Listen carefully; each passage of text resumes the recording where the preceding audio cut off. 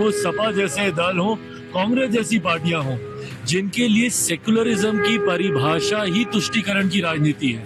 एक धर्म विशेष के लोगों की वाहवाही करते रहो, उनकी गलतियों के ऊपर भी पर्दा डालते रहो, और अगर आप उनके लिए ही कुछ करेंगे तभी आप सेकुलर हैं। अभिव्यक्ति की आजादी का मतलब कतई ये नहीं है कि आप कुछ भी कहे जाएं और उसके ऊपर लोग खामोश बैठे रहें। इस तरीके से बिना मतलब के इस विवाद की शुरुआत की गई है।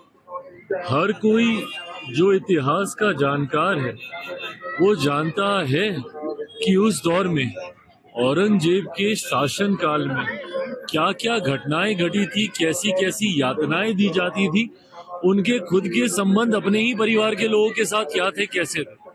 तो जो भी व्यक्ति इतिहास को जानता है वो तमाम इन घटनाओं से वाकिफ है, पर उसके बावजूद समाज में सिर्फ हिंदू मुस्लिम के आधार पर बंटवारा करने की सोच के साथ कुछ ऐसे राजनीतिक दल हैं जिन्होंने उम्र भर अपनी राजनीति में सिर्फ तुष्टीकरण करने का काम किया, और ये तुष्टीकरण की राजनीति ने ही हमारे समाज को सबसे ज्यादा नुकसान पहुंचाने का काम किया। कुछ ऐसे राजनीतिक दल हैं, राजद जैसे दल हो, सपा जैसे दल हो, कांग्रेस जैसी पार्टियां हों, जिनके लिए सेकुलरिज्म की परिभाषा ही तुष्टीकरण की राजनीति है।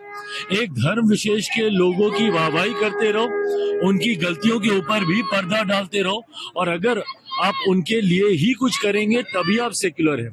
अगर समाज के एक बड़े वर्ग की अगर आप इच्छाओं को या उनकी आस्था को अगर आप सम्मान देते हैं तो ये सांप्रदायिकता हो जाती है। पर आपका सेक्युलरिज्म तब ठीक रहता है अगर आप एक धर्म विशेष के लोगों की गलतियों पर भी पर्दा डालें और उनकी वाहवाही करें, तो ये सेक्युलरिज्म है।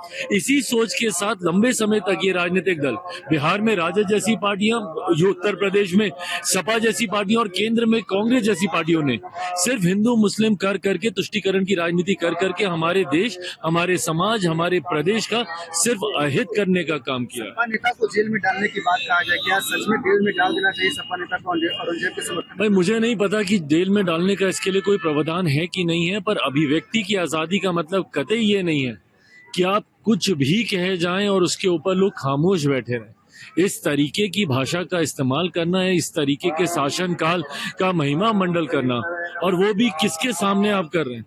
क्योंकि एक ऐसी फिल्म आई है जिसने मराठा समाज के एक बड़े योद्धा को, उन्होंने उनकी बातों को, उनके कार्यकाल को सामने रखने का काम किया, इसीलिए आप ये तुष्टीकरण आप करना चाह रहे हैं। ये सोच गलत है, इस तरीके की भाषा गलत है। अभिव्यक्ति की आजादी में कतई इसको नहीं गिना जा सकता। आपके सहयोगी जदयू के नेता समर्थन कर रहे हैं, कुछ विरोध कर रहे हैं। भाई मुझे नहीं पता कौन समर्थन कर रहा है, नहीं कर रहा है, बट हाँ मैं इतना मैं जरूर जानता हूँ कि जो भी पढ़ा लिखा व्यक्ति है, जो इतिहास को जानता हो, जो जानता हो कि किस कार्यकाल में क्या किया गया, टूटी फूटे इतिहास को मरोड़ परोड़ के परोसने वाले इतिहास को नहीं, जो सही इतिहास को जान रहा है वो कतई इसका समर्थन नहीं करेगा।